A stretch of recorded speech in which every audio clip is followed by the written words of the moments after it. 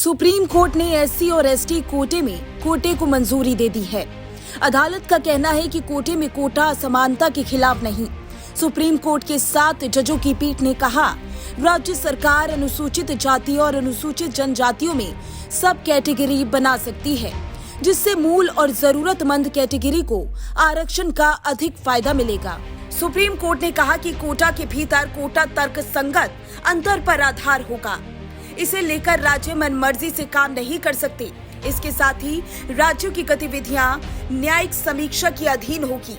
इसके साथ ही अदालत ने 2004 में ईवी चिन्नैया मामले में दिए गए सुप्रीम कोर्ट के 5 जजों के फैसले को पलट दिया।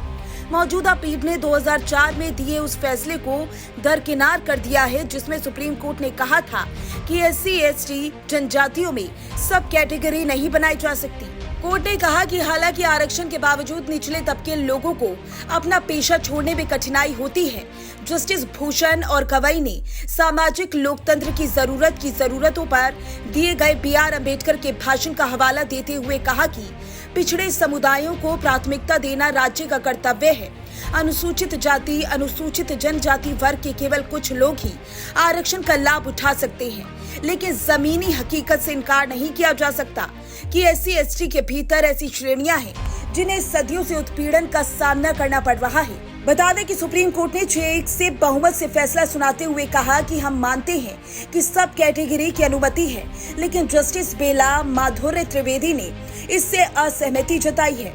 2004 के फैसले में सुप्रीम कोर्ट ने कहा था कि राज्य के पास आरक्षण देने के लिए अनुसूचित जाति और अनुसूचित जनजाति की सब कैटेगरी करने का अधिकार नहीं है।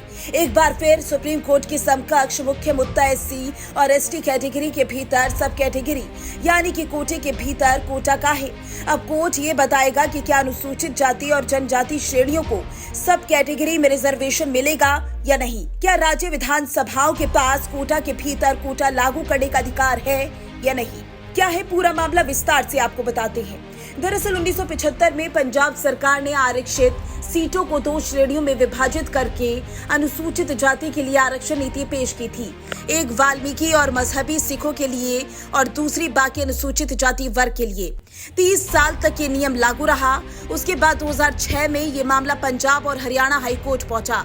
ईवी चिन्नैया बनाम आंध्र प्रदेश राज्य मामले में सुप्रीम कोर्ट के 2004 के फैसले का हवाला दिया गया। पंजाब सरकार को झटका लगा और इस नीति को रद्द कर दिया गया। चिन्नैया फैसले में कहा था कि एससी श्रेणी के भीतर सब कैटेगरी की अनुमति नहीं है, क्योंकि ये समानता के अधिकार का उल्लंघन है। बता दें कि पंजाब सरकार ने 2006 में वाल्मीकि और मजहबी सिखों को फिर से कोटा दिए जाने को लेकर एक नया कानून बनाया, जिसे 2010 में फिर से हाईकोर्ट में चुनौती दी गई। हाईकोर्ट ने इस नीति को भी रद्द कर दिया।